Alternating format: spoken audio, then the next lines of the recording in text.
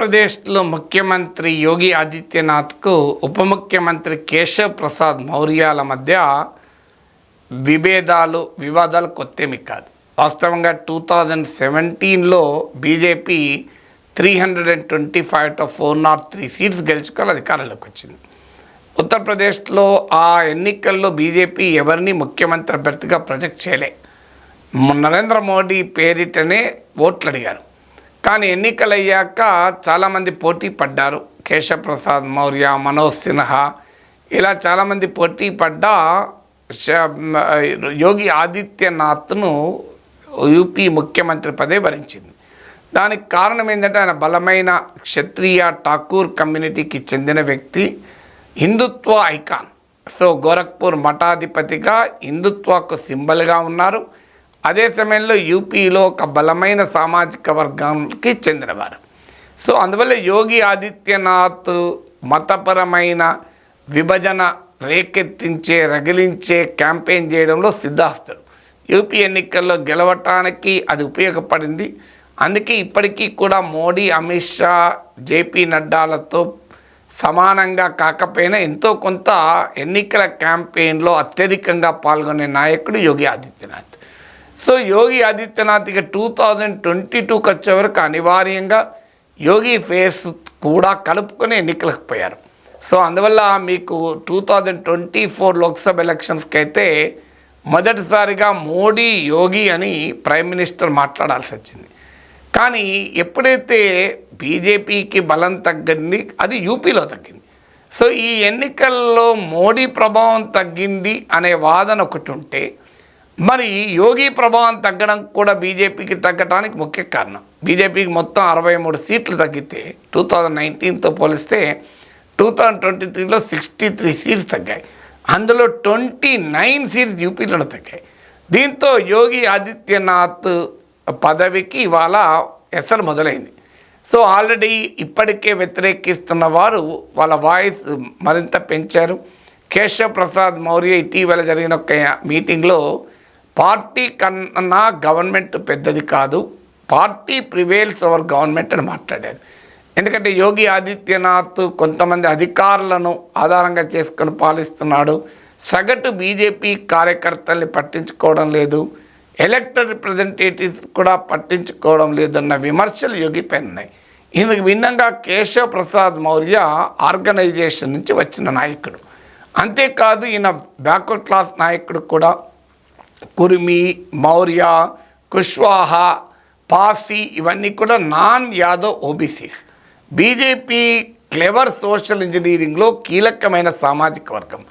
ఎందుకంటే మాయావతి, చెమర్ దళితుల నాయకత్వంలో మాయావతి పార్టీ దళిత్ ఓట్ను అట్రాక్ట్ చేస్తుంటే, యాదవుల నాయకత్వంలో బీసీ ఓట్ను సమాజ్వాదీ పార్టీ తెచ్చుకుంటున్న సమయంలో బీజేపీ అటు నాన్ యాదవ్, నాన్ చెమర్లతో కొత్త సోషల్ కోalition యూపీలో మొదలుపెట్టింది. అంటే బ్రాహ్మణ్ ఓటర్లు, అప్పర్ కాస్ట్ ఓటర్లు, క్షత్రియ ఠాకూర్ ఓటర్లు, వారితో పాటు non Yadav OBCs, non Chamar Dalit, ఈ సోషల్ కోalitionలో బీజేపీ 2010లో అధికారంలోకి వచ్చింది. అందుకే ముఖ్యమంత్రిగా క్షత్రియ ఠాకూర్ సామాజిక వర్గానికి చెందిన నాయకుడైతే, ఉప ముఖ్యమంత్రిగా కేశవ్ ప్రసాద్ మౌర్య నాన్ యాదవ్ ఓబీసీ అయ్యాడు. సో నాన్ యాదవ్ ఓబీసీలు కీలకం బీజేపీ ఉత్తరప్రదేశ్ మోడల్లో. ఇటీవల ఎన్నికల్లో non Yadav OBCs Samajwadi party వైపు డ్రిఫ్ట్ కావడం కూడా బీజేపీ బలం తగ్గటానికి ఒక ముఖ్యమైన కారణం. యోగి ఆదిత్యనాథ్ వర్గం వాదించేది ఏంటంటే, అంతా ఢిల్లీ అధిష్టానం చూసుకుంది అభ్యర్థుల ఎంపిక క్యాంపెయిను, అందులో యోగి ఆదిత్యనాథ్కి ఏ అవకాశం ఇవ్వలేదు, అందుకే ఓడిపోయారని వారి వాదన. ఇప్పుడు యోగి వర్సెస్ కేశవ్ ప్రసాద్ మౌర్య అనే కాన్ఫ్లిక్ట్ వైడన్ అయింది. ఇప్పుడు 2 ఆప్షన్స్ కనబడుతున్నాయి బీజేపీకి. ఒక ఆప్షను యోగి ఆదిత్యనాథ్ను ముఖ్యమంత్రిగా తొలగించి కేశవ్ ప్రసాద్ మౌర్యను మరో యాక్సెప్టబుల్ లీడర్ను అక్కడ కూర్చుని పెట్టడం. ఇది అంత సులభం కాదు. యోగి ఆదిత్యనాథ్ నాయకత్వంలో బీజేపీకి సీట్లు తగ్గినా యోగి ఆదిత్యనాథ్ హిందుత్వ సింబల్గా ఉన్నాడు. ఆయన గతంలో ఒకసారి బీజేపీ ఆయన మద్దతుదారులకు స్థానిక ఎన్నికలు టికెట్లు ఇవ్వకపోతే ఆయన వారు ఇండిపెండెంట్గా పెట్టి కూడా గెలిపించాడు. సొంతగా హిందూ వాహిని అని ఆయనకు సొంత సైన్యమే ఉంది, సో సొంత మద్దతు బలగమే ఉంది. అందువల్ల యోగి ఆదిత్యనాథ్ను గనక డిస్టర్బ్ చేస్తే అది ఏ రకమైన మెసేజ్ పోతుంది అన్న ఆందోళన పార్టీ జాతీయ నాయకత్వంలో ఉంది. గతంలో ఒకసారి యోగిని మారుస్తారు అంటూ బిఎల్ సంతోష్ ఇలా జాతీయ నాయకులు యూపీ చుట్టూ పర్యటనలు జరుపుతుంటే ఈ లోపల ఢిల్లీలోనే యోగికి బ్యానర్లు వెలిసాయి. అంటే ఒక రకంగా యోగి మెసేజ్ ఇచ్చాడు, మీరు నన్ను యూపీలో డిస్టర్బ్ చేస్తే నేను ఢిల్లీలోనే చూసుకుంటాను. అందువల్ల మోడీ అమిత్ షాలకు యోగి ఆదిత్యనాథ్ ఉండడం ఇష్టం లేకపోయినా అనివార్యం. సో అందువల్ల ఇప్పుడు ఆయన డిస్టర్బ్ చేస్తే ఏం జరుగుతుంది, మళ్ళీ 2027లో అసెంబ్లీ ఎన్నికలు ఉన్నాయి అనే అనుమానం బీజేపీలో ఉంది. అందువల్ల ఇప్పుడు నెక్స్ట్ అయితే ఇమీడియట్గా అయితే ఆగస్టులో 10 అసెంబ్లీ ఉప ఎన్నికలు ఉన్నాయి.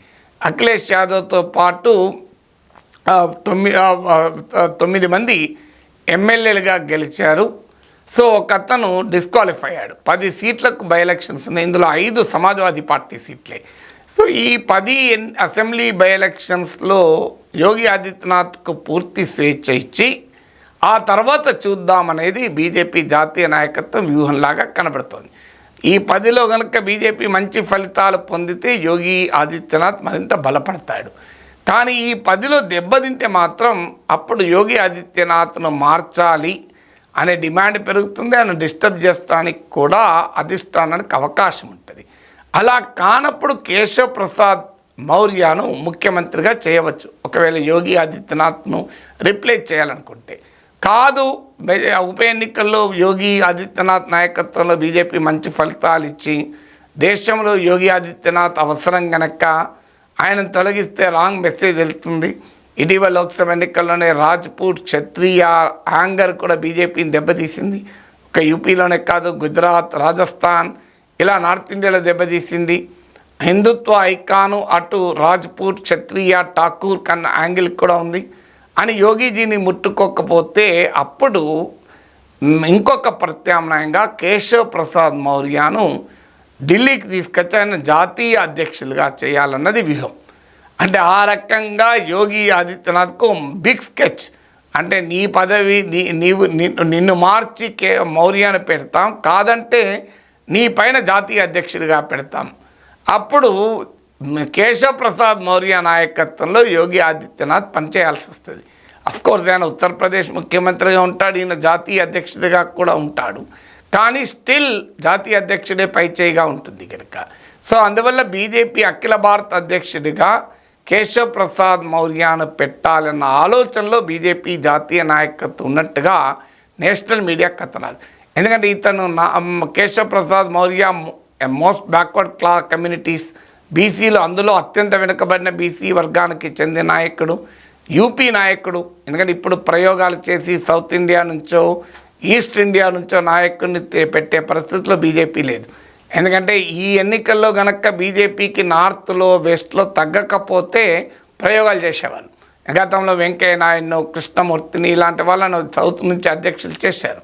కానీ ఇప్పుడు అసలు బలమైన కేంద్రాల్లో దెబ్బతిన్నది బీజేపీ 2024లో. అందువల్ల ఇప్పుడు యూపీ కన్సాలిడేట్ చేసుకోవాలి, నార్త్ కన్సాలిడేట్ చేసుకోవాలి, హిందీ రాష్ట్రాల్లో కన్సాలిడేట్ చేసుకోవాలి. అందువల్ల హిందీ రాష్ట్రాలు, అందులో ఉత్తరప్రదేశ్ నుంచే పార్టీ అధ్యక్షుడు ఉంటే ఈ కన్సాలిడేషన్కి ఉపయోగపడుతుంది అని ఆలోచన. అంటే పోయిన బలం తగ్గిన హిందీ రాష్ట్రాల్లో బలపడడానికి ఉపయోగపడుతుంది. సోషల్ ఇంజనీరింగ్లో భాగంగా మోస్ట్ బ్యాక్వర్డ్ క్లాసెస్ నాయకుడిని ప్రొజెక్ట్ చేసినట్టు ఉపయోగపడుతుంది. యోగి ఆదిత్యనాథ్ కూడా చెక్ పెట్టినట్టు అవుతుంది. అందువల్ల మౌర్యను, కేశవ్ ప్రసాద్ మౌర్యను పార్టీ అఖిల భారత అధ్యక్షుడు చేయడం ద్వారా ఒకే దెబ్బకు 3 పిట్టలుగా మోడీ అమిత్ షా నాయకత్వం ఆలోచిస్తున్నట్లు జాతీయ మీడియా కథనాలు.